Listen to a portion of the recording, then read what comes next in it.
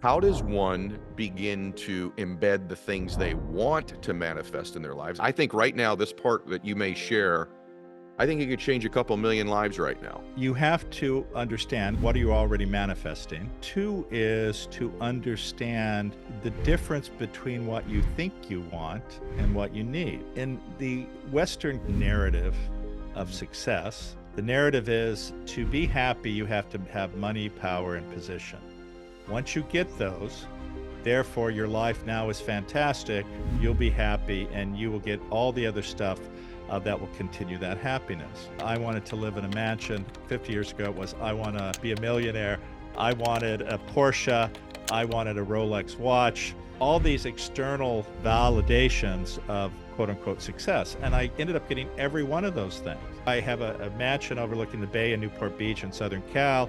I have a villa in Florence. I have a penthouse in San Francisco. I have a Porsche, a Ferrari, a Range Rover, a Mercedes, a BMW in my garage. I'm dating starlets. I'm flying in private jets. And I was never more miserable than I had ever been in my life. Unfortunately, society has created this narrative that you should chase what I want. The sense of I want actually activates your sympathetic nervous system.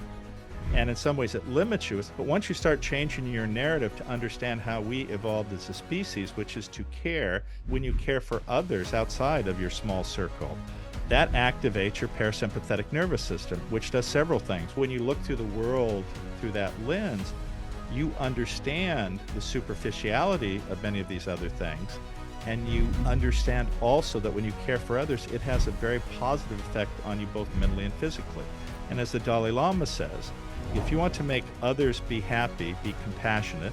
If you want to be happy, be compassionate. When we talk about manifesting, this process is not 100% guaranteed. It's not like, hey, listen to Jim Doty, now you're going to get 100% I guarantee everything you want. One, it makes you understand what you've already been manifesting. Two, it gives you clarity of intention about what you should be manifesting. And this is through relaxing the body, taming the mind, focusing your attention, embedding that intention. And then that creates the greatest possibility for you to manifest your desires or create the life that you want. What a remarkable conversation.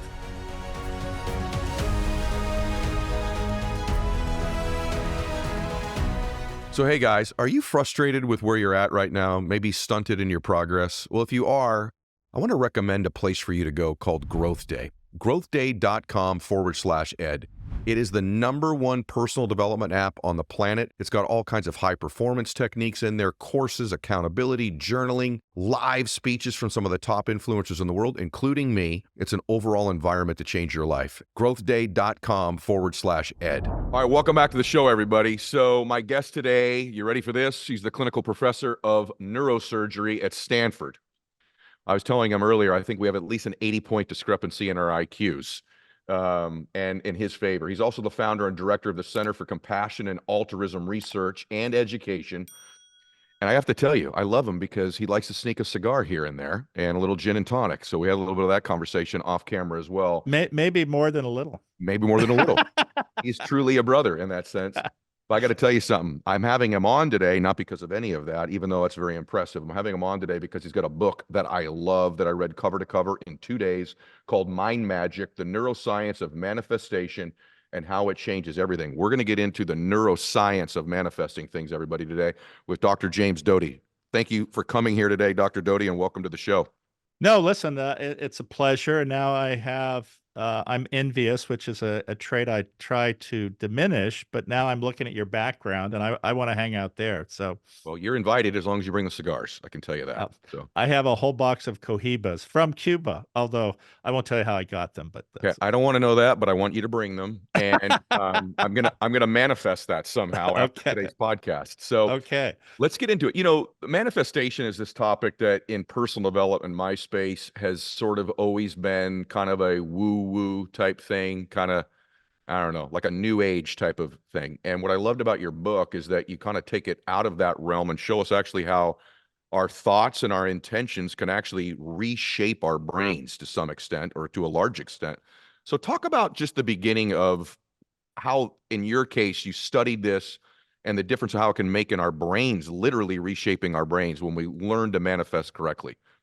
Sure. I think some of your audience might want a little bit of a backstory of my own background, Please. which was when I was first exposed to this technique or process.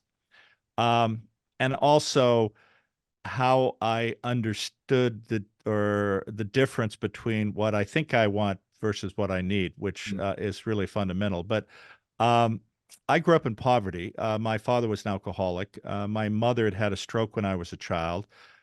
She was partially paralyzed, had a seizure disorder, uh, chronically depressed, attempted suicide multiple times. We were on public assistance, evicted from multiple residences. wow. And yeah, and of course, as you can imagine, that's not necessarily the manner in which one starts a successful life path. And in Mm, fact, many, many people who grow up in those environments are lost, even though they're intelligent, they're bright, they have talent. But the pure nature of the burden that puts on people, for many people, destroys them. mm, Now, what made the difference for me was that oftentimes when my parents would argue or there would be trauma or tumult at the house, I would get on my orange Stingray bike. You may have had one of those years ago with the big banana seat. yep, Uh, I read one. Mine was orange. But Mm, anyway, I would ride it as far and as fast as I could away from my house. Uh, and one time I ended up at a strip mall, mm, and there was a magic shop at the strip mall. And thus the title of the book, which is Into the Magic Shop, a neurosurgeon's quest to discover the mysteries of the brain and the secrets of the heart. mm, So I walked into this magic shop because I'd had an interest in magic. And there was a woman there in her mid 50s. But the thing about her was, and I'm sure you've met people like this, there are people who you come across and immediately you feel a connection. You feel that you're actually talking to somebody who's listening, that they care about you. mm, And I was 12 at the time, and but uh, I had been traumatized. What people forget is children who grow up in these types of environment, it's like a veteran being in a war zone because you never know what's going to happen. You're constantly attuned to threat, mm, and you cannot attend because you're always looking around. And so this woman started talking to me, and it turned out she knew nothing about magic, but she was the owner's mother who just happened to be there while he did an errand. Regardless, though, we talked for about 20 minutes. And after that, she said, "You know, I'm here for another 6 weeks. If you show up every day, I think I could teach you something that could really help you." mm, And now I have to be honest with you. If you're 12 years old, I don't know about you, but I had a complete lack of self-awareness. sure. And in that context, I was also filled with a sense of hopelessness and despair. Mm, And and I did agree to come. And the reason I came, though, was actually I had nothing else to do, and she had been giving me chocolate chip cookies, so that was the primary driver. But anyway, I showed up, and the first thing she taught me, actually, and this was before we talked about mindfulness or neuroplasticity, sort of in the public domain. It wasn't there, but she taught me a mindfulness practice, and I never realized that I was tense all the time. mm, And so she taught me a way to relax. And again, if you're stressed and anxious, it's hard to attend and be present. So she taught me a technique to calm myself down or emotionally regulate and mhm, to be able to focus. And then she made me realize that the dialogue that was going on in my head, which said, "You're not good enough, you're not worthy, you don't deserve love," mm, was not truth. mm, And that's an interesting aspect of what we'll be talking about because people create these limiting beliefs by telling themselves things, but mm. it's not truth. And Dr. so, Doty, let me ask you a question. Is this Ruth? Are you referring to Ruth from yes, the book? uh Okay. huh, yeah, So I want to just unpack that just for a second. First of all, I want to tell you that I relate to your upbringing, alcoholic father, had the bike, except mine was red. And I relate to being stressed and worried and fearful all the time. I'd like if you would just for a second, just because I think it's so practical and real and it's in the book. And by the way, you guys, this book is so thick with so many different things in it. We could do a 4-hour podcast and you should still go get the book because the few things that we'll be able to cover on today's show don't do the book justice. But I learned a lot and I actually wrote down the process that Ruth took you through for my own benefit. And so would you mind at least kind of going over some of that process for everybody? Because candidly, for me, I sat in this room yesterday and I wrote out that process for myself to use to calm myself down even at this age. So would you share some of that, please? Are you talking about taming the heart, or opening the heart, and Yes. taming the mind, and Yes. relaxing the body? Yes. Particularly the Sure. relaxing the body part is what Yeah. resonated Yeah. with me. Yeah. Well, people who grow up in these challenging environments, again, it's like you're a goldfish in a fishbowl, but the water's dirty. And if Mm, that's all you've lived in, you have no idea that the way you're feeling or acting or how you're responding to the world actually is not beneficial for you.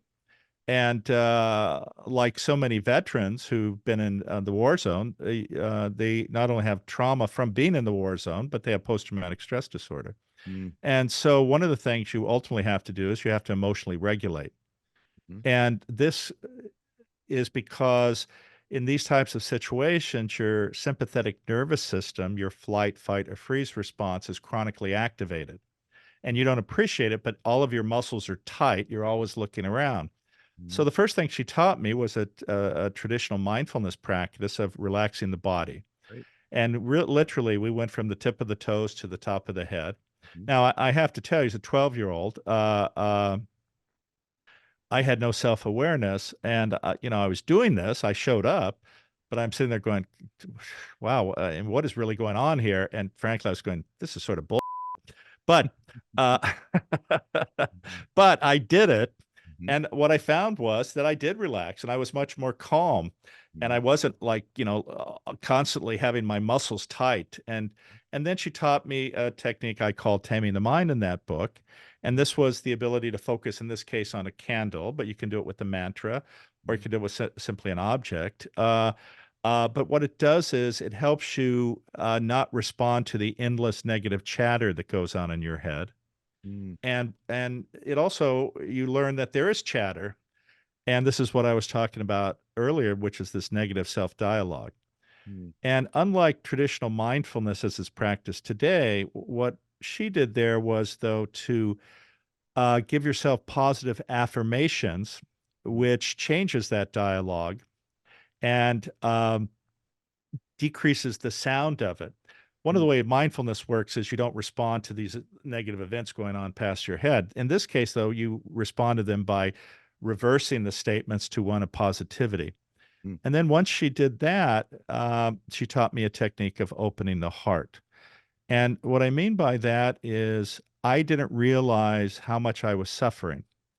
And oftentimes, when people suffer, you have this negative dialogue going on and you begin to believe it, mm, and the body, or the mind, if you will, doesn't know the difference between truth or non-truth.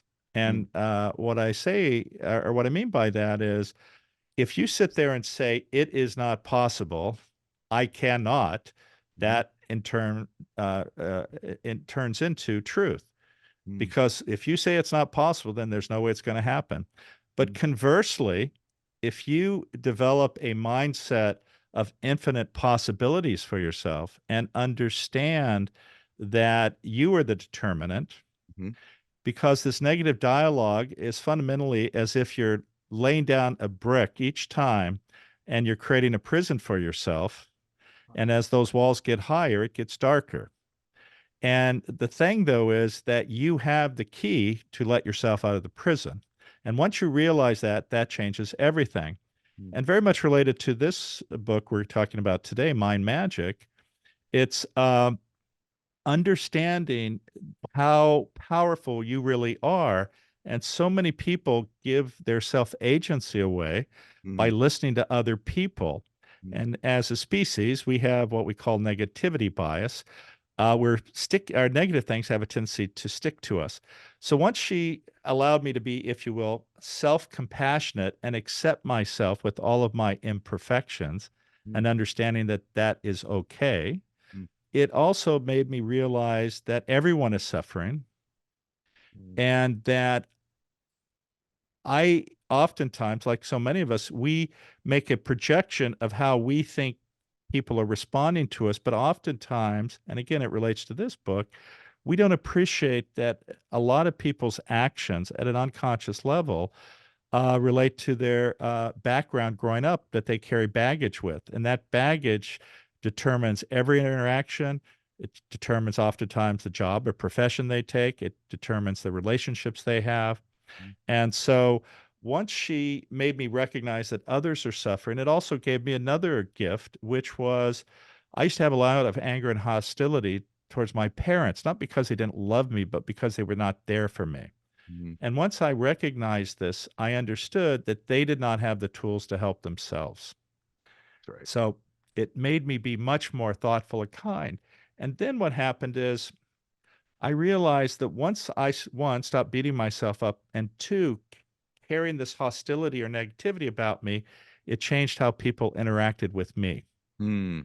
And once that happens, I realize that actually, if you create that correct type of energy or what you're putting out there, actually people do want to help you. And at the end of the day, that changed everything. And ultimately, which is actually the basis of this book, is she taught me a manifestation or a visualization technique. And in the first book, I gave some fundamental principles, but I didn't go into all the detail. And I realized after a lot of emails and letters from people that that was a key thing that people wanted to understand, but they wanted to understand it not from, as you said, the woo-woo pseudoscience part of it. They wanted to understand the fundamental neuroscience of it and how you can manifest maximally, if you will, or have the greatest potential to manifest your goals or dreams or your intentions. But that has to do with actually not the woo woo side or the law of attraction or thinking the universe is going to somehow intervene if you have the right mindset. Mm-hmm. It comes down to one, claiming your self agency or the power you have, Mm-hmm. but also uh, uh, doing fundamental practices that will actually increase the likelihood because you have to have what we call these cognitive brain networks Mm-hmm. to function at their best. And there's certain ways to do that. But the most important part is you have to get out of the stress mode into the rest and digest mode or the engagement of your parasympathetic nervous system. Okay, so let's stop it. Let's jump in there just for a second. So hey guys, as you know, I've partnered up with my good friend Brennan Burchard, who's created the greatest personal development system that has ever been designed called Growth Day. There's everything from journaling to accountability programs, live messages every Monday from myself and other influencers. There's an opportunity for you to get courses that would cost thousands of dollars completely for free. It's incredible. Go to growthday.com/ed and check it out. So everybody, one of the things I want you to take a look at too, because we're going to talk about actually some of the neuroscience of it now. One thing that Dr. Doty points out in the book that you should all know that I love that he says early on in the book is that the universe doesn't care one way or the other. You're already great at manifesting. You're already doing this. Just typically you're manifesting a lot of the things you don't want, that you're worried about, that you're fearing. You're acting out of trauma already. You have some of these skill sets because these brain centers already exist for you. And some of you doing a little bit of digging, we'll talk about HRV a little bit later, but going from the sympathetic to the parasympathetic state has everything to do with your ability to manifest. Just from a science standpoint, for the people that want like, the meat in the book, you talk about the fact that manifesting primarily takes place in of four large circuits in the brain. So I can go through them, but I'd prefer you go through them a little Sure. bit. We can go back and forth. But this is just for all of you to know that this is neuroscience. This is not, poo-foo stuff here. This is actually happening in different centers and circuits in your brain. And there's actually four of them that he quotes in the book. I'll start the first one, the default mode network, which of course I had no idea what the heck that was. But why don't you take us through what the other three are and explain that to us a little bit? Sure. Let me just make a comment. Obviously, this book says it's about the neuroscience. I got a LinkedIn message from somebody said, I bought this book and I really hated it because it went so much into the neuroscience. And I'm like going, wasn't that the name of the book? Read the background of the guy who wrote it. What do you think? Yeah. But anyway, you're absolutely right. So, as a preface to doing that, though, let me just say, and you mentioned it, all of us are manifesting all the time. Mm-hmm. What we don't appreciate is what we're already manifesting or what we've manifested. And what I mean by that is so much of who we are, if we don't understand how we got here today, then that we because we have to change our habit, our mindset, and our deep-seated beliefs. Mm. And I'm sure you've seen the situation where somebody will sit there and say, I don't understand what's happening to me. It seems as though this pattern keeps reoccurring. I've married the same person and they're abusive and they're an alcoholic or whatever the negative commentary is. And that's because they have no insight or self-awareness of the baggage that they have carried through childhood that is actually manifesting because you have these deep-seated patterns of behavior that you don't appreciate. And you should also appreciate you can change those habits. Mm. So, but getting specifically to answer your question, there are these four areas of the brain. And to have them function at their best, you cannot be in your engagement of your sympathetic nervous system or this flight, fight, or fear response. It will have a negative impact, although it's not to say you may not be able to manifest, but you may not be manifesting what you need to manifest. Mm. Uh, so you have to be engaged in the parasympathetic nervous system, the rest or digest system, because your cognitive brain networks, of which the default mode network is one, function at their best in that state. Mm. So the default mode network is what happens or is activated when you daydream or you mind wonder, but it's very self-referential, Mm. but it's also the place where you define who you are. And this is critical to have this image that sort of sits in the background of what you want to be or how you want to be. And then the interesting thing is the other network that's really critical here is what we call your salience network. So from your default mode network, you create a narrative that then activates the salience network. So Mm. salience is meaning something mouth-watering or something when you think about it, it activates things you want, right? Mm. And so there it results in the subconscious being activated related to what you want or your intention or what you're trying to manifest. Mm. And once you're able to stimulate that, and I use the example of a bloodhound, once you're able to give the bloodhound the scent, then this activates the attention network so that there's a laser-like focus of your attention on manifesting that. And then through the salience network, the bloodhound starts searching around for it. And the salience network, if you will, is on alert all the time during your waking state. Mm. And once you're able then to define that intention and activate your attention, then the situations that many of us call synchronicity or coincidence occur because then your executive control network, which is in your frontal areas and has access to memories, experiences, and is in some ways like the CEO who determines how you respond to this unconscious or subconscious desire. Mm. And then it occurs. And let me give you a couple examples. Uh, I'm sure you've been at different parties or events where it's really noisy. Mm. Yet, if your name is said, you turn to it. Even though it's completely loud, nobody else heard it, you Mhm. turn to it Mhm. because that is a fundamental part of your identity. Mhm. And and so the same is true also as an example. I'll see a patient who may have some sort of a brain condition, and let's say a meningioma, and the person will sit there and they'll say, I have never heard of that before. Wow, this must be really rare. But I'll see them 6 weeks later and they go, it's the most amazing thing. I've run into 6 people with the exact same condition, right? Because you have embedded that now, whether you wanted to or not, into your subconscious. Mhm. And this is the things that can get embedded through fear, through wanting to do something positive for yourself. And Mhm. I'll give you another example. There's a project that I've been working on for several months, and it's very esoteric. And I was at a coffee shop, and it was like completely noisy. You couldn't hear anything. Yet, out of the din of all of that, I heard two words that were critical to this project, which would not have ever been normally Mhm. out there, or I wouldn't have responded to. I went over, introduced myself. It turns out they're working on the exact same thing, and now we're working together on it.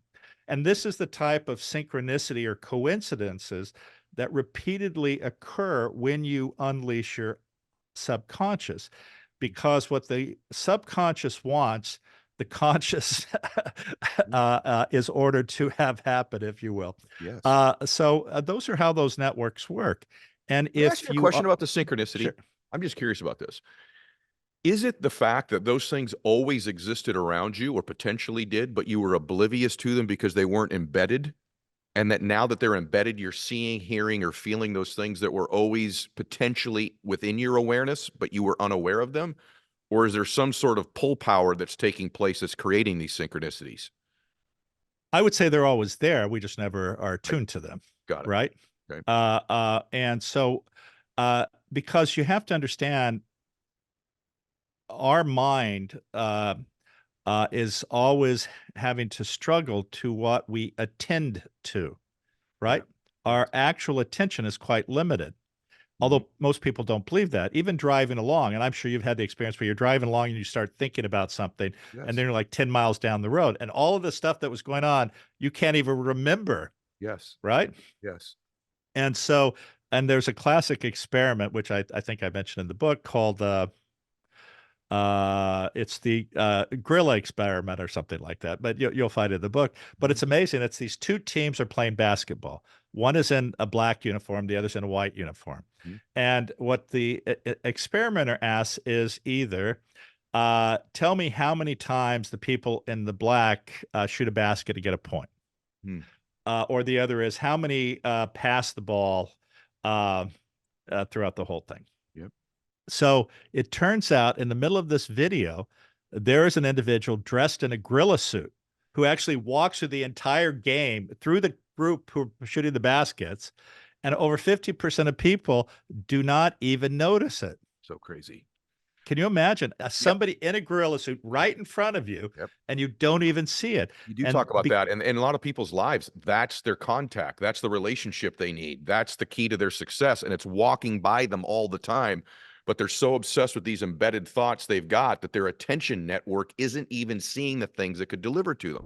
So, hey, guys, one of the things I love is when technology can revolutionize an old industry, and I think we'd all agree one of the industries that needs a lot of revolution in a lot of ways is the medical industry, and ZocDoc's doing that in this sense. I love it.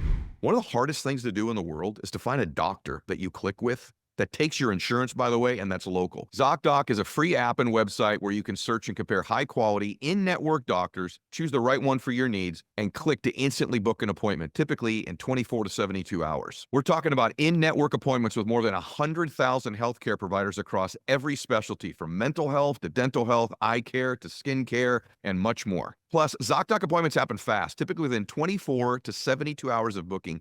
You can even score same-day appointments. So stop putting off those doctor's appointments and go to ZocDoc.com/Mylett to find and instantly book a top-rated doctor today. That's ZocDoc.com/Mylett. ZocDoc.com/Mylett. So here's the hard question. I got a bunch of them, but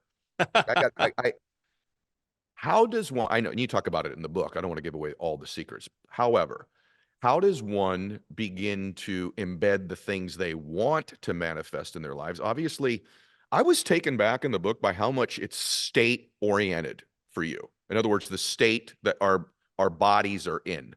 Um, I've always, in my own practice and coaching people, always just sort of went right to the technique of the visualizations, never really caring for the state that one's in order to be open to creating these new neural pathways in their brain. So could you give us like a practice or a couple of the practices that somebody can begin to implement? I think right now, this part that you may share, I think it could change a couple million lives right now with just a process-oriented structure for somebody to begin to embed the things that they want as opposed to the ones that they're operating out of trauma or fear in. So let me make a couple statements before we go there. One is, you have to understand, and I mentioned this a little bit earlier, what are you already manifesting? Mm. Two is to understand the difference between what you think you want and what you need. And I think actually, as you mentioned earlier, uh, uh, you can get things, but it's not always what's best for you. And the reason I bring this up is in the Western narrative of Mhm. success, Mhm. which for many people, quote unquote, equals happiness. The narrative is to be happy, you have to have money, power, and position. Once you get those, therefore your life now is fantastic. You'll be happy and you will get all the other stuff that will continue that happiness. Mm, Now, the problem with that narrative is that what people don't appreciate is that oftentimes the things that people believe they want are based out of impoverishment of spirit or a belief that when others see them having accomplished this or that or get things, that they will get external affirmation that will make them feel happy. mm, And in fact, as a 12-year-old with Ruth in this magic shop, she actually had me write down a list of things that I wanted.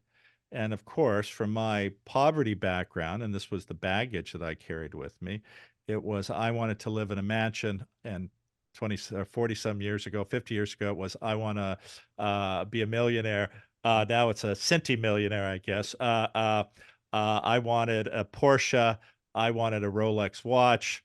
All these external validations of quote unquote success. And I ended up getting every one of those things. I mm, became a doctor, and I became a doctor, not that I didn't want to help people, but it was also, I am a doctor. I'm important. See, look at me, mm, right?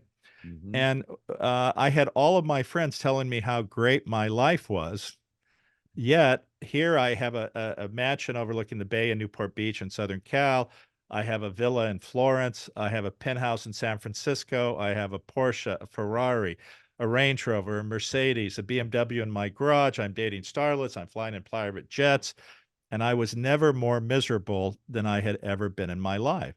Yet I had manifested everything that I thought I wanted.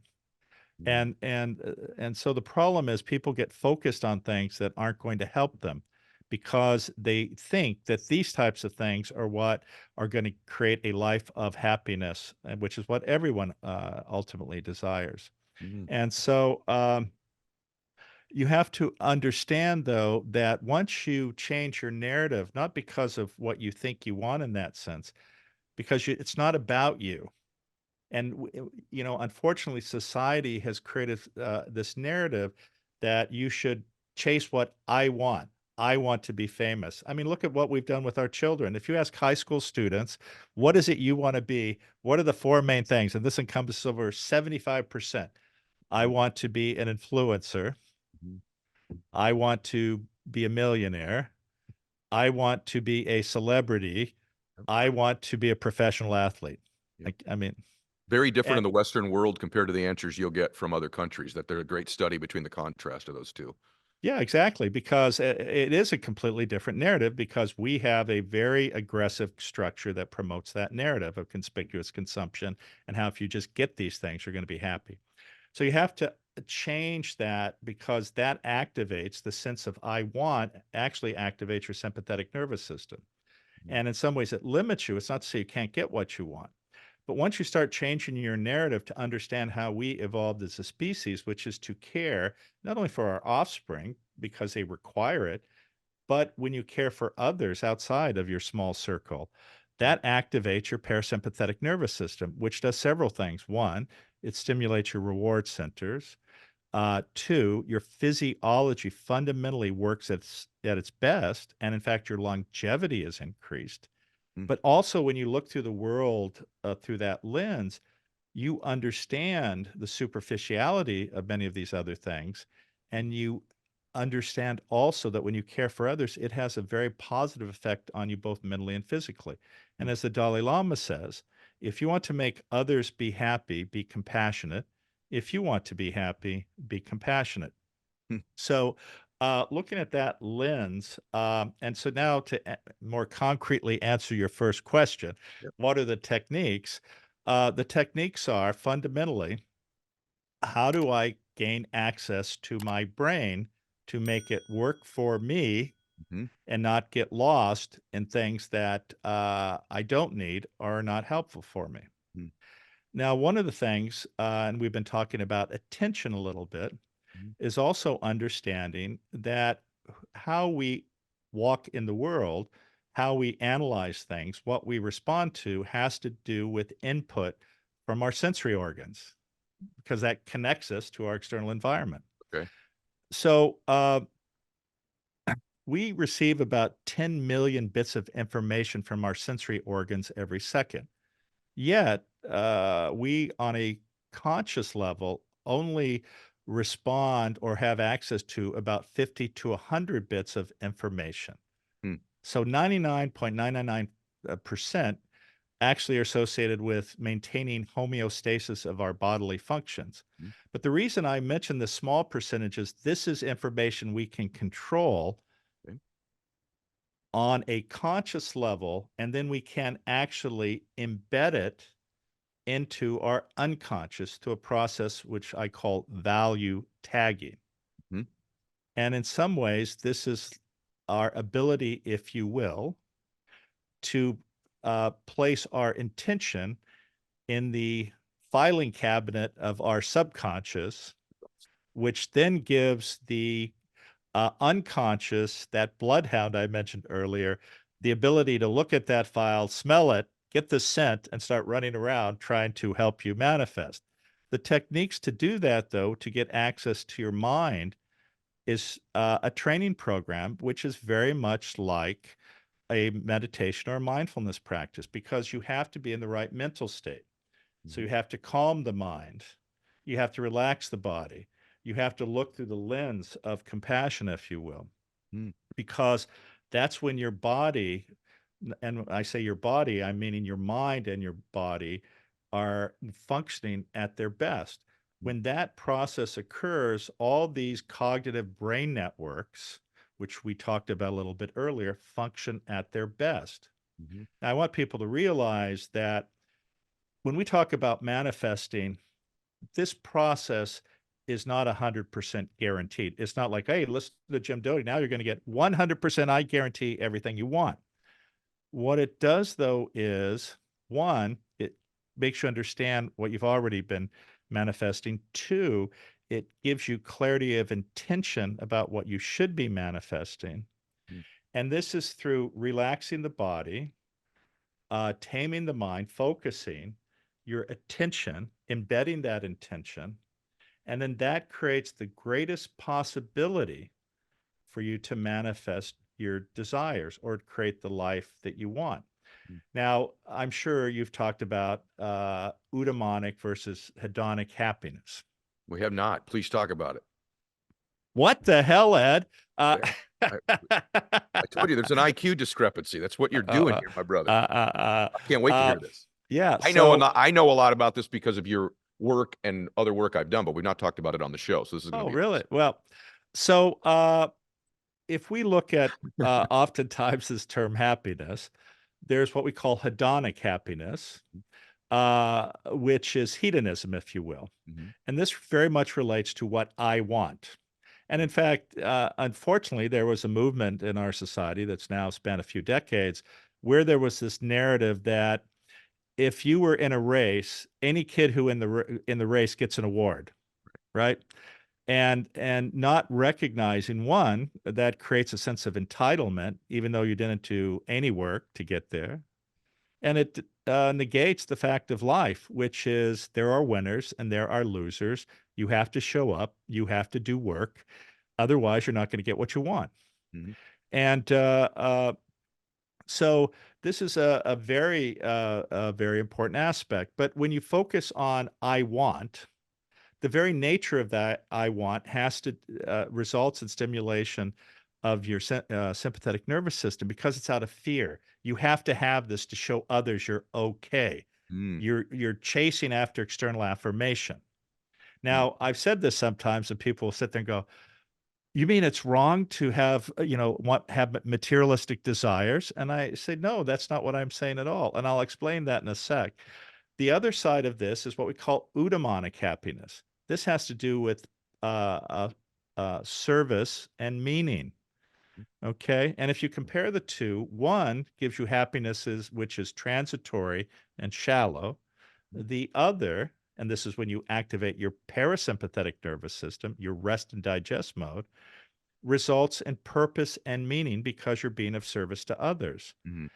And that's when all your brain networks function at their best, thereby giving you the greatest possibility of manifesting your intention. But getting back to having things, my statement is not to sit there and say, one, it's horrible to have things. I will assure you, I live in a nice house. Mhm. I drive a Porsche.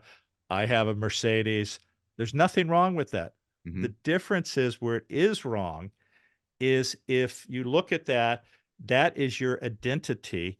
And if you lose it, Mhm. you have all this fear and anxiety and insecurity. Mhm. Versus how I look at it, I one, am very appreciative, have immense gratitude, thoroughly enjoy it. But if it's gone tomorrow, it has zero impact Mhm. on who I am, who I see myself as, or my level of happiness.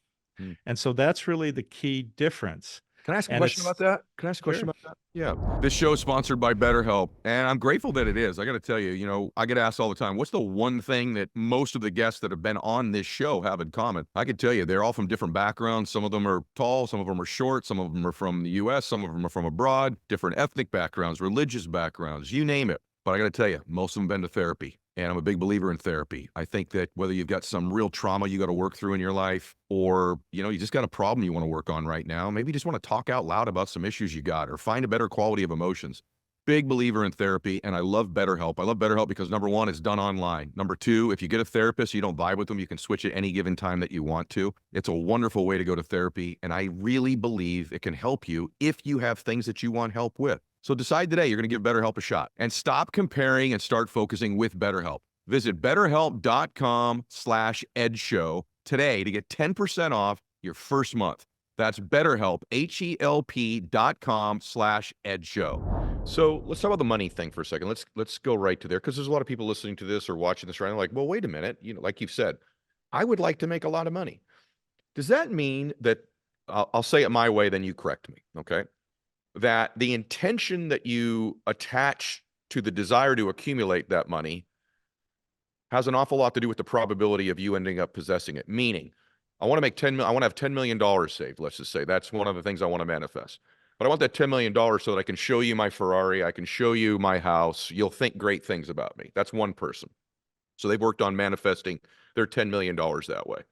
Another person works on calming their body, getting into that state, and they want to acquire the $10 million so that they can be philanthropic with it, so that they can care for their family, that their children and grandchildren grow up in a safe place and a safe environment and get good educations. Are you suggesting that the intention attached to the desire you have has a lot to do, not only which way I understand the difference in the two levels of happiness, but also in the acquisition or the actual manifestation?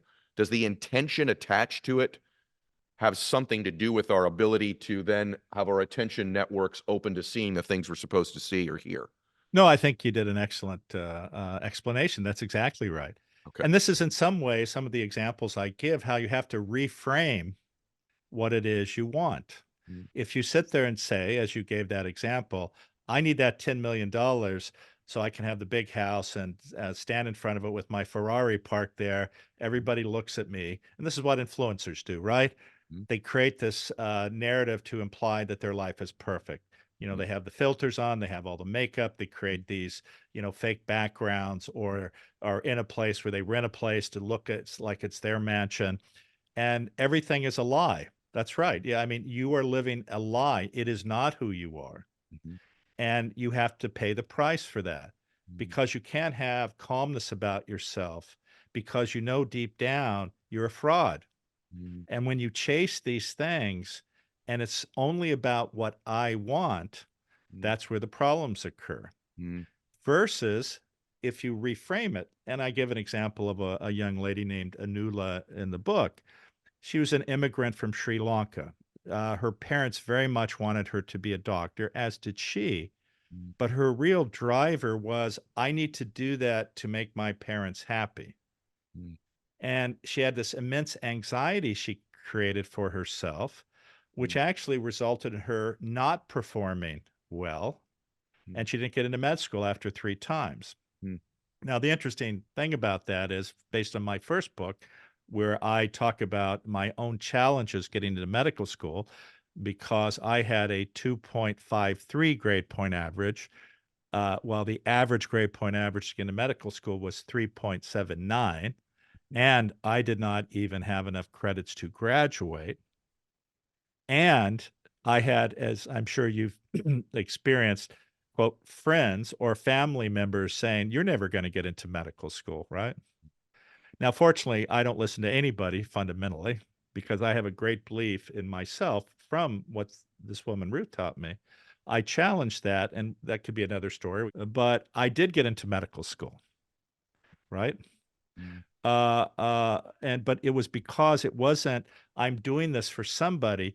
It was a profound belief that by being a doctor, I could be of service, help people do Mm. the right thing. It wasn't, I'm going to be a doctor, I'm going to be a neurosurgeon so that I can make a lot of money and live in the big house and meet the attractive chicks. Mhm. It was, I am here to be of service to help people. That's a completely different narrative, and it's a completely different narrative how your mind responds to have you manifesting. What's the green zone? So, in some ways, it's what we're talking about. How do you create, if you will, the physiology that maximizes your ability to have you manifest? And that means when your cognitive brain networks and your peripheral physiology are functioning at their best. And as we were talking about earlier, being able to, and this is oftentimes through a meditation practice. And let me preface this by making the following statement. I'm sure you're probably familiar with the Blue Zones, this work by Bob Buettner, Mhm. or the work of the 85-year ongoing Harvard study. Yes, Robert Waldinger wrote a book called, had him on the show. yes, Longevity and Happiness, right? It's awesome. And the thing is, if you look at that as an example, you go back and look at the Blue Zones, these imitate the way we lived several hundred years ago. Mm. And how was that? You were born into a community, small community. You died in that community. You lived with a multi-generational family. Mm. Everyone in the community knew you. Mhm. They knew the good part and the bad part, yet they still loved you unconditionally and worked to make you a better person. Mm. So you don't have the narrative going on in your head saying that you're not good enough. Mhm. And you understand that you deserve love, even though you're not perfect. In the modern world that we have created, you are under immense pressure to perform. You have to have a job. You have to live somewhere. You have to have food.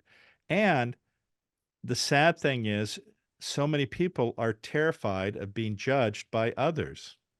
So this creates this constant activation of our sympathetic nervous system. Mm. So you have to be able to transition or move from activation of that to activation of your rest and digest system or your parasympathetic nervous system. Mm. And one of the best ways to do that is through a meditative practice. Now, when I say meditative practice, unfortunately, a lot of people go, I can't meditate. I've tried it. I can't sit like this. Right. You don't have to do that to meditate. And in fact, sometimes for type A people, they get into their head where there has to be the right way to do it, Right. right? All you have to have is a sense of calmness in a quiet space, be self reflective, and then go through this exercise of how to relax the body. And you can do it through a breathing exercise, Mm. which then will automatically shift you over. And once you're in the rest and digest mode, you're not looking at the world through the lens of insecurity or I need. You're looking through the lens of human connection and oneness. And Mm. this is why this work by Bob Buettner and the Blue Zones, or the work of Robert Waldinger and the Harvard Adult Development Study are critically important. Can we talk Because, about, can we talk? Okay, no, go ahead. I want to ask you no, about no, no. the breathing part of it. Like what I got out of the book for the breathing part of it, and again, like, please correct me when I'm wrong, is that, I mean, it's not complicated. I've learned to meditate over the years, and I can't empty my mind and quiet it now, but I very much relate to the people who suggest, look, I'm just type A, I'm wound up, I'm getting going, I'm charged up. Like, just to sit there and empty my mind. I can do it for about 2 seconds and then I'm toast. What has worked for me in my life is breathing techniques. And I like what I read in the book that seemed to me very simple. Is the big key in breathing, at least that you suggest in the book, and again, talk about this just for a minute, but is breathing in through your nose and out through your mouth. A, am I right about that? B, why does that matter how you do that? But is that what you're meaning when you just said the breathing techniques to calm the body?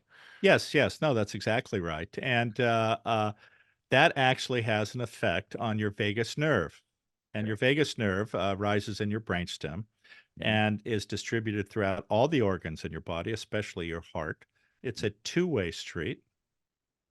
And the very nature of that exercise, the diaphragmatic movement, actually shifts you into that mode.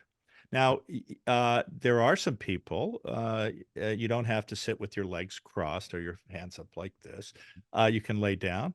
Actually, for many people, and it's creating an intention environment Mhm. where you don't have all these distractions going on. So you're allocating time to be in a place where you can simply be with yourself.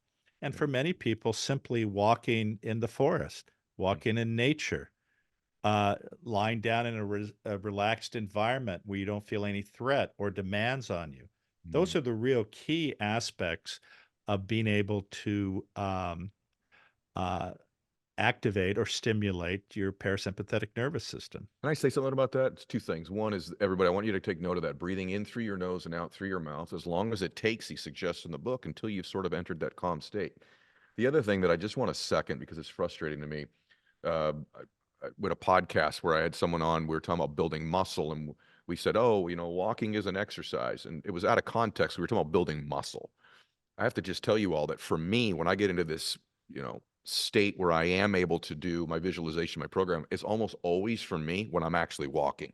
It's one of the most beneficial things. Not only is it exercise, clearly, but it's also where I find myself in the most calm state. I'm blessed that I can walk along the ocean or walk in a forest or what have you. But for me, as much as important as my breathing is, it's the environment. And one of the things you talk about in the book is being in the same place oftentimes. They create a space, whether that be when you're on a walk or a particular room you're in, where that space is actually a place that can put you in a particular state as well, correct? That could just be your living room with the TV off, but the same place repeatedly can also put you into that state, correct? Right, right, because it's creating what and it again, in some ways, we're talking about habit formation, which we can talk about in a bit. Mhm. But when you do that, that when you walk into that space or take that walk in nature, whatever, you automatically then go into that state. Right. Okay. And that's very, very important.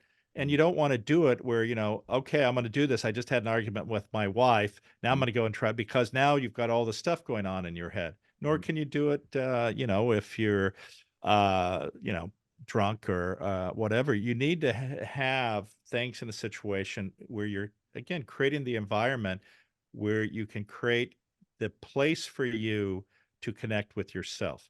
And that's hard for people. It's, I think, in this world, harder and harder because of our phones, because of the digital era, because of how busy we all are, to your point. If you listen to this show for a while, you've heard me and my guests talk a lot about how critical it is to have your wellness goals in order, especially lately with me. So you know how powerful visualization is. When you visualize yourself 1, 10, 30 years from now, you've achieved all your goals. Ask yourself this: am I healthy at that point? In your visions, of course you are. But like anything else, without a plan to get and remain healthy, you can't hit the goal. That's why I'm so thrilled to be partnering with Life Force. It's co-founded by my good friend Tony Robbins and Peter Diamandis. Life Force is a leader in proactive care. The Life Force membership includes everything you need to understand your wellness and help you make good decisions today that keep you on track in the future for your health. Listeners of my show get $250 when they first sign up for their membership by going to mylifeforce.com/ed.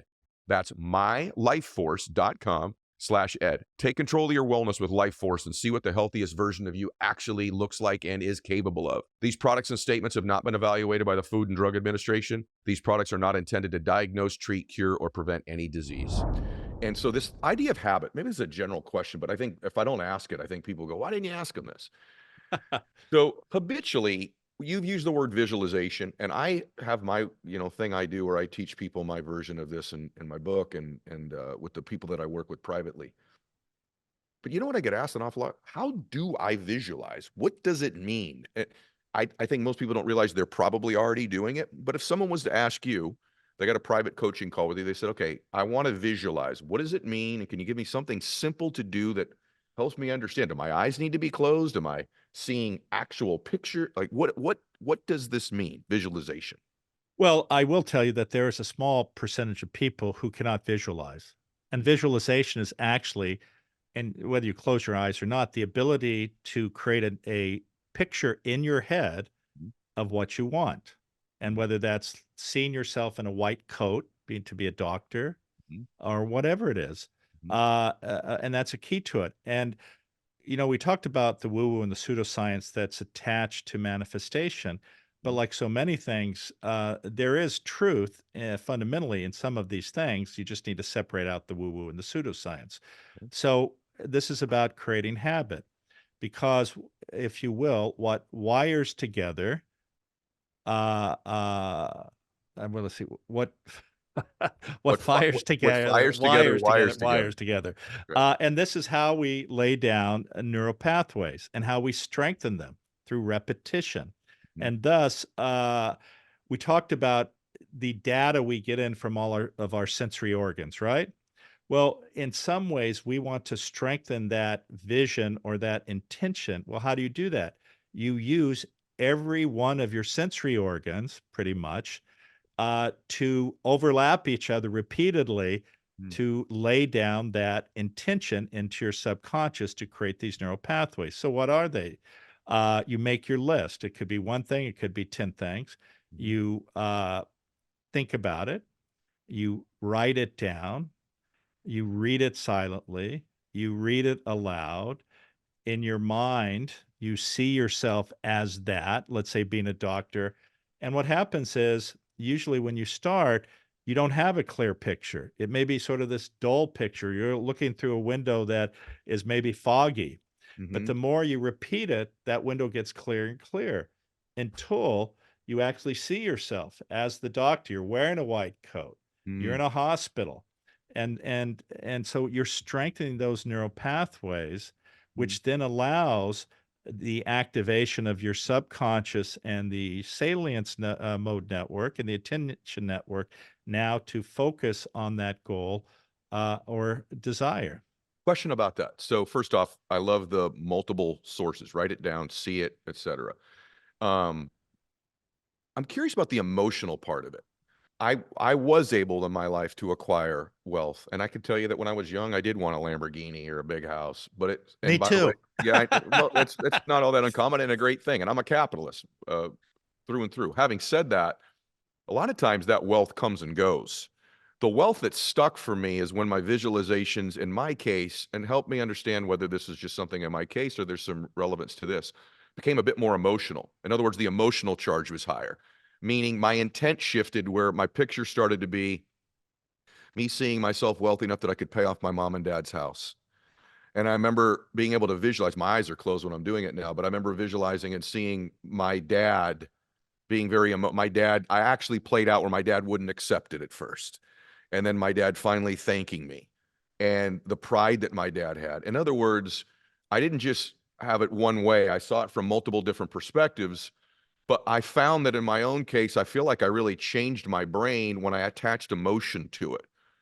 Is there validity to that? Well, I think it's not so much. Well, obviously, you did attach emotion to it, but it's not just the emotion. Okay. You were doing it through the right lens. Okay. How can I care for others? How can I be of service? And when you do that correctly, there is nothing more profound than helping somebody. Mm-hmm. Now, in your case, it was your father. Mm-hmm. But imagine you're saying, one of the reasons we talked about this earlier, I want $10 million because, I grew up in this place and there was a lot of poverty and poor children. I want to create a homeless shelter where I feed, people and I help children. Right. Well, what is better than that as a Right. human being? Right. Right? Right. And this is what people forget. Listen, I love driving a Lamborghini or a Ferrari, although I don't know how tall you are, but Lamborghinis are really tight for me. Mhm. But but I don't have that but problem. I'm okay in them. I don't have one anymore. I don't have the desire anymore to have something like yeah, that, yeah, but I yeah, know what you mean. yeah. But my point is that you don't get that type of stuff from driving a Ferrari or having a Porsche Yeah. or whatever. Mhm. You enjoy it, it's wonderful, Mhm. but that's not the it anymore, especially as you grow up and you realize that those things are just empty things. They can't give you that emotion, which all of us want. It's Mhm. like having somebody who loves you. You Mhm. know, when you connect with somebody, when somebody holds you, when you give love to somebody, that is deeply emotional. That's where we're meant to live. That's how we were designed as human beings. So when you do actions that allow for you to do that, you get this incredible feedback. And again, as I said, the Dalai Lama says, if you want to help others and make them happy, be compassionate. If you want that, be compassionate. By the way, everybody, in the book, I just want you all to know this, and you have to get the book to get all this, but there's actually a 6-step process in the book. So I can just tell you the steps are reclaim your power to focus your mind. Step 2 is clarify what you truly want. Step 3 is remove the obstacles in your mind. Step 4 is embed the intention in your subconscious. Step 5 is pursue your goal passionately. Step 6 is release expectations and open to magic. I wanted to ask you about step 6 because this is something that I've really debated in my own mind and with people that I coach for a very long time. And that's this notion of being very goal oriented, yet releasing from outcome, releasing from expectations. It's one of the most nuanced areas of manifestation, of producing the life you want, that's even debated in my own mind, in my own work sometimes, right? So there's this idea we better have goals, we've got to write them down, we've got to visualize them, we've got to see them. Yet there's an unbelievable power in surrendering from the expectation or the outcome at the same time. Can you discuss that? Because I think this is one of the most interesting parts of manifesting. Because sometimes I think the goal and the expectation creates the pressure and the anxiety and the fear of what are people going to think about me if I miss it. And then someone never ends up achieving because they're so goal obsessed. Does that make sense? No, no, I look, your insights are right on. I mean, this is the problem, is that there's nothing wrong with having goals. The reality, though, is none of us in our lives are able to achieve all of those goals, Mhm. and we're going to fail. Now, I try never to use that word. I Mhm. simply look at it as that was an interesting experience. Right. Right. Yes, and I learned something. But here's the problem. There's the one group which you sort or person which you sort of mentioned, which is absolute, complete, 100% focus to the exclusion of everything else. Then you get to the top of the mountain and you're by yourself. And so you have external affirmation from people saying how great you are. But as we talked about earlier, that and $5 will get you a cup of coffee, Mhm. right? You're Mhm. there alone. And then what you sacrifice to get there in terms of the carnage many people leave behind. It could be divorces. It could be not having relationships with your children. It could be separating from people you've grown up with or loved you. Mhm. What type of a goal or what have you really accomplished there? Mhm. And frankly, you've accomplished nothing. Mhm. The other side of it, though, and we're talking about some of the nuance here, if we look at the two extremes of our lives, all of our lives. And one is being able to accomplish these goals. Nothing is better to have accomplished a goal. You Mhm. feel, I worked hard. I deserve this. I sacrificed, not everything, but you sacrificed, Right. you had to get up at 6 in the morning. You had to go do this. You had to do that. That is a great feeling. But Mhm. the challenge is that it is transitory. Mhm. And if you chase these feelings all the time, Mhm. you have attachment to these goals, then that's going to ultimately lead to unhappiness because you can't be in that state all the time. Mhm. Conversely, Mhm. what are the things that people avoid? They avoid pain and suffering. Mhm. Well, the reality is you cannot avoid pain and suffering, but Mhm. like the other aspect of it, that's transitory. Mhm. But what people forget is Do you learn the greatest lessons in life about who you are, what is within you, the strengths that you have from being over here? Mm, You learn them from the other side when you are suffering, when you have to overcome something, when you sort of get perspective about who you are and what it is within you that allows you to achieve. mm, So there's this aspect, though, that I would say is this idea of evenness of temperament, where you appreciate these other great things that can happen to you. You're not attached to them. mhm, You enjoy them while they're there. But if they don't happen, you don't beat yourself up. You did the best you could. mm, Conversely, when there's something that's not so wonderful happening, you also, though, realize it's transitory and that with time, what we thought was the most horrible thing that we ever went through, we now reflect on it after a period of time as having to go, I'm really glad that happened. I learned so much about myself, mm. right? And Yeah. so having what we call equanimity or this evenness of temperament is a critical aspect because what we're trying to do here is one, emotionally regulate too, which is critical. And Mhm, this, we're talking about the power of your mind. mhm, How you respond to things is your choice. There is not somebody out in the universe who decides how you respond. mhm, The Stoic Epictetus, who was a slave, he basically said, I cannot control my external circumstance. I can only control how I react to them. mm, The other aspect is a narrative or a quote that is attributed to Viktor Frankl. Have you read Viktor Frankl's work? Yeah, Man's Search for Meaning. And the reason I say attributed to, there's a quote about between stimulus and response, there is a pause, and within that pause lies your freedom. It turns out that Wayne Dyer actually gave that quote, and he attributed it to Franco, but no one has ever been able to find that in the writings of Franco. But regardless, the point of that, though, is that that's true. mm, And so we have to take a pause, and then we actively make a choice how we respond. As an mm, example, I'm sure you've been cut off in traffic by somebody, right?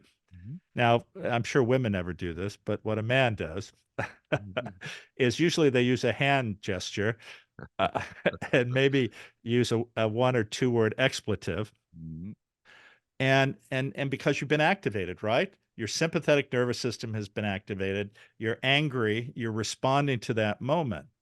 But if I said to you, instead of thinking that this guy's a jerk and is selfish and just trying to screw you, if I said to you, the person driving the car sitting next to his wife, who's 8 months pregnant, her water's broken, she's bleeding, mhm.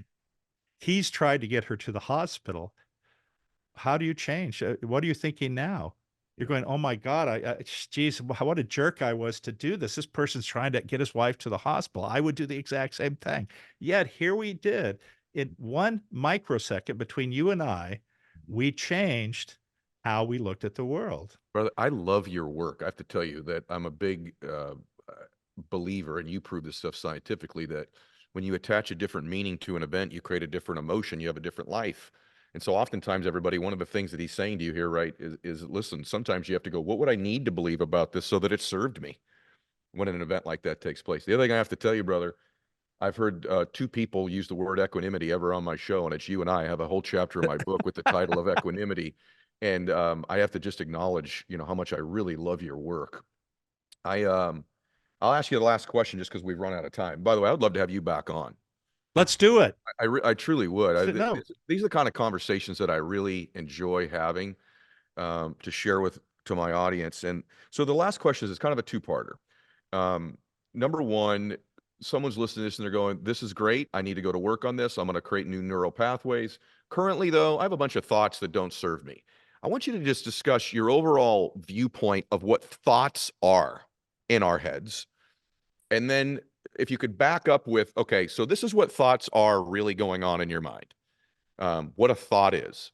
And then lastly, in addition to that, a practice we haven't covered yet to help somebody begin that transition of changing, just something other than the relaxing of the body, the visualization stuff, just some other tool you pull out of this vast kit you share in the book that could serve somebody that they could take with them today before we leave.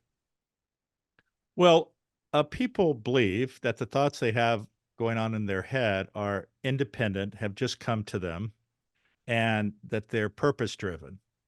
Mm, And the reality is that, as I was saying earlier, all of us carry baggage from our childhoods. mm, And that baggage oftentimes it gives us a narrative and how we respond in the world. mm, As an example, and this may seem somewhat obtuse, but let's say you're on a diet.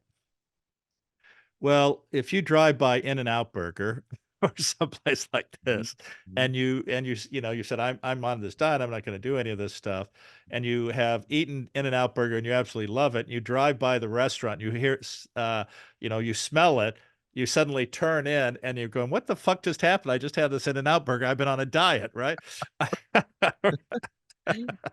And this is like thoughts in some ways. You think they come from you and they have some relevance. mm, Oftentimes, they have nothing to do with you.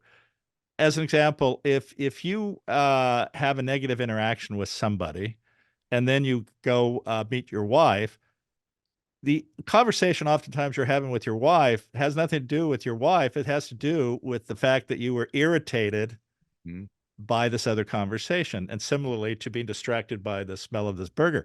But my point is that you have to be able to understand that, one, we are reactive. Two, we have this negativity bias.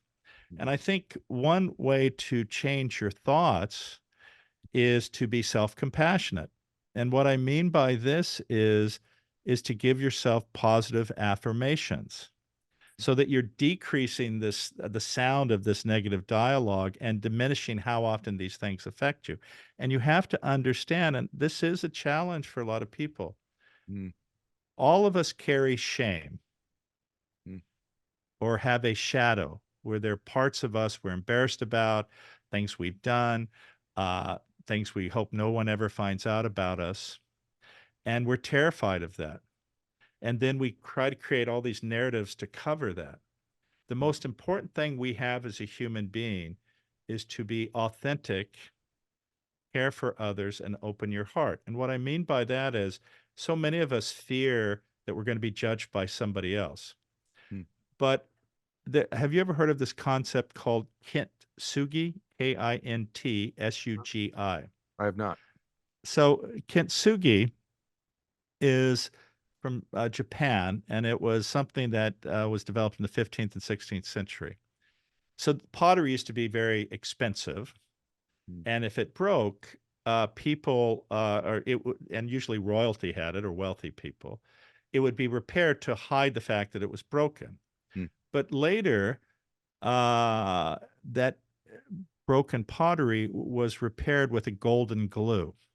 mm, And the metaphor of this is you're no longer hiding the cracks that each of us have, the failings, but you're honoring them. mm, You see, all of us have had these types of struggles. All of us have made mistakes. All of us have been broken. We've had to come back together, but there's nothing to hide about your brokenness, right? You sit there and you hold it and you acknowledge it and you accept it and you're not afraid of, you're not trying to hide it. And mm, this comes together with another Japanese aesthetic, which is this idea of what is called wabi sabi, Wabisabi. And this is understanding the nature of our existence. It is imperfect, impermanent, and always incomplete. mm, So you have to be able to, one, accept yourself as you are and realize that if even with all the things that may have happened or all these negative things that you believe about yourself, they're simply thoughts that you have created. mm. And regardless, you deserve to be loved. You deserve to be cared. You deserve to be hugged. You are perfectly imperfect, and it's okay. What a remarkable conversation today. I'm so grateful. I didn't think I'd have uh, a neurosurgeon, a neuroscientist come on my show and finish with talking about that you deserve to be hugged. But I'm really grateful that he did. You're uh you're a wonderful man. You're brilliant, but I really believe your big heart and your kindness and your generosity exceeds even the big brain. that you've got. And I enjoyed today so much. Thank you, Dr. Doty, very, very much for today. Well, Ed, I hope we have a chance to speak again. So do I. Actually, I Yeah. would love to not just, chat here, but actually to get to know you a little better if you have any time at some point. I would love that. I'm going to have them give you my contact number, but I was thinking I'd like to do the next one in person. We'll have a cigar here in the saloon and chop it up in person next time. I would love that. Okay, my friend. Okay, everybody, make sure you go get Mind Magic, Dr. Doty's book right now, The Neuroscience of Manifestation and How It Changes Everything. I think you got a sense today that it's worthy of your time, and hopefully you'll share today's podcast, everybody. God bless. Max out.